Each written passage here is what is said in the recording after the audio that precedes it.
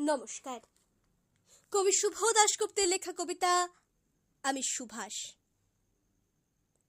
তোমার পাথরে দিয়েছি মালা, এত মালা এত ফুল, তুমি ঢাকা পড়ে গেছো। তুমি পাথর না হলে রাগ করতে। ৫৬ বছর আগের এক মধ্যরাতে এলগিন রোডের ৩ তলার ঘরে আলো জ্বলছিল। চাদর গায়ের এক ছায়ামূর্তি পায়চারি করছিল অবিরাম। বাইরের রাস্তায় ইংরেজ পুলিশের চর সতর্ক সজাগ চোখে দেখছিল।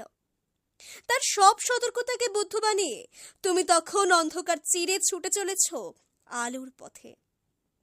দেশের মানুষ কাকপক্ষে কেউ টের পায়নি।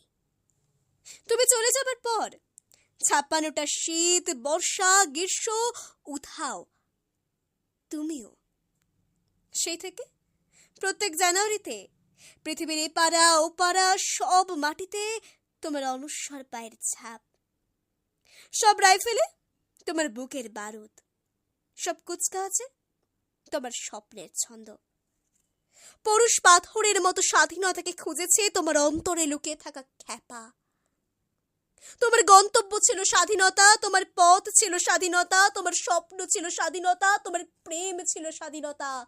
তুমি রক্ত চেয়েছিলে স্বাধীনতার জন্য, তুমি তাই পাথর। যারা স্বাধীনতার আড়ালে চেয়েছিল গদি, চেয়েছিল সিংহাসন, ইংরেজদের ছেড়ে যাওয়া লুটের রাজ্যপাট, তারাই রইল সুখে।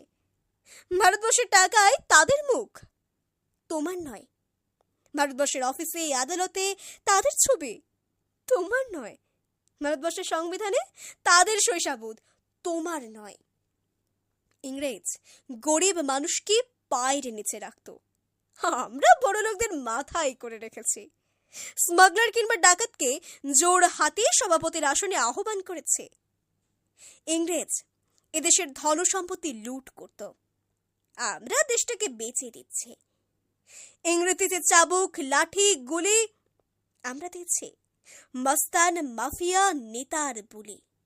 ইংরেজ দিয়েছে কালাপানি আর সেলুলার জেল, আমরা দিচ্ছি টিভিতে সুপারহিট মোকাবিলা আর আইনসভায় আয়ারাম গয়রামের খেল।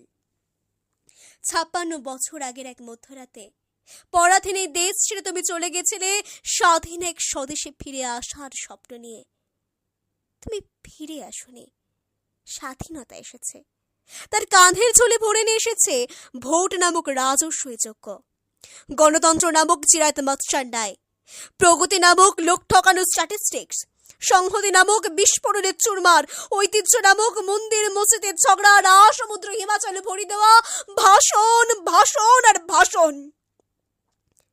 ৫৬ বছর ধরে তুমি পাথর হয়ে আছো। ৫৬ বছর ধরে ভারতবর্ষ অধীর অপেক্ষায় কান পেতে আছে।